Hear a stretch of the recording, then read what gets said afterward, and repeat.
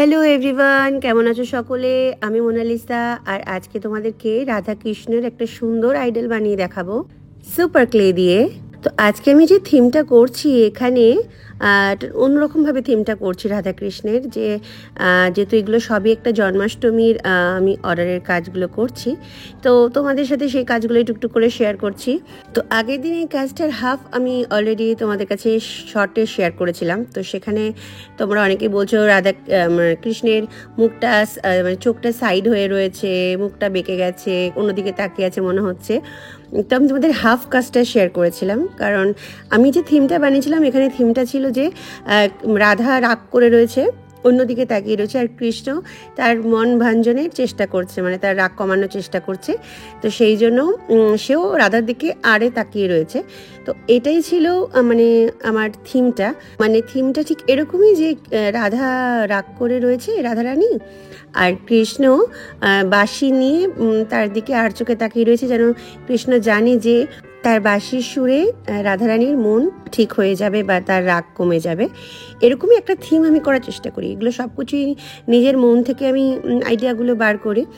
তো সেই জন্য আমি যখনই কোনো কিছু বানাই তখন একটা নিজের মাথা থেকে থিমটা তৈরি করি। মানে আমি যে ক্লে দিয়ে আইডলগুলো তৈরি করি, আমি কখনোই চাই না যে একদম যেন মূর্তির মতো সবসময় সামনের দিকে তাকিয়ে রয়েছে, একটা স্থির লুক, ওরকম আমি পছন্দ করি না। তো আমি একটু চাই থিমের উপরে রাখতে, যেন যেরকম বড় বড় প্যান্ডেলে তোমরা দেখো না যে থিমের দুর্গা হয়, তো সেরকমই আমি কাজগুলোকে একটু থিম হিসাবে করার চেষ্টা করি, যাতে একটু একটু অন্যরকম লাগে। তো এই জন্যই থিমটা এরকম করা। তো ফার্স্ট পার্টটা তোমাদের সাথে শেয়ার করেছিলাম শর্টে, তাই তোমাদের এরকম মনে হচ্ছিল যে কৃষ্ণ যেন অন্যদিকে তাকিয়ে রয়েছে, যেন মুখটা যেন বেঁকে আছে, তো এরকম না। তো একটা থিমের উপরেই কাজটা করেছিলাম। তো ফার্স্টে কৃষ্ণটা আমি তোমাদেরকে শর্টে আগে একটু দেখিয়ে নিচ্ছি। সো এখানে আমি স্কেচ পেন দিয়ে আমি চোখটা এঁকে নিচ্ছি। অনেকেই বলে যে দিদি ভাই তুমি যে মানে ক্লেটা তৈরি করো, এটা তো মানে কম দামের ক্লে, বা ক্লেটাকে ক্র্যাক আসবে কিনা, এটা ড্রাই হবে কিনা। এটা কিন্তু কম দামি ক্লে আমি ব্যবহার করি না। আমি কিন্তু যে ক্লেটা তৈরি করি এটা আমার হ্যান্ডমেড ক্লে, আর তোমার যেটা সফট ক্লে সেটাকে আমি অ্যাডজাস্ট করে এটা অন্যরকমভাবে ক্লেটা আমি তৈরি করি। কীভাবে করি সেটা নিজের একটু সিক্রেট, কারণ এই ক্লেটা তোমরা যদি হাতে নিয়ে দেখো, এটা সুপার ক্লের মতো একদম হালকা নয়, আর এটাতে কখনোই ক্র্যাক আসবে না।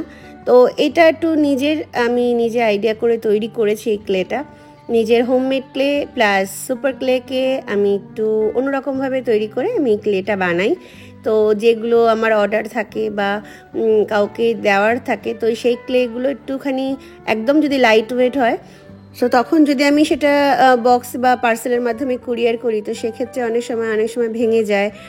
তো সেই জন্য আমি কিন্তু এই যে ক্লেগুলো ব্যবহার করি, যে ক্লের কাজগুলো তোমরা দেখো, এটা শুধুমাত্র সুপার ক্লে থাকে না, তার সাথে আমার বানানো ক্লে মিক্স থাকে।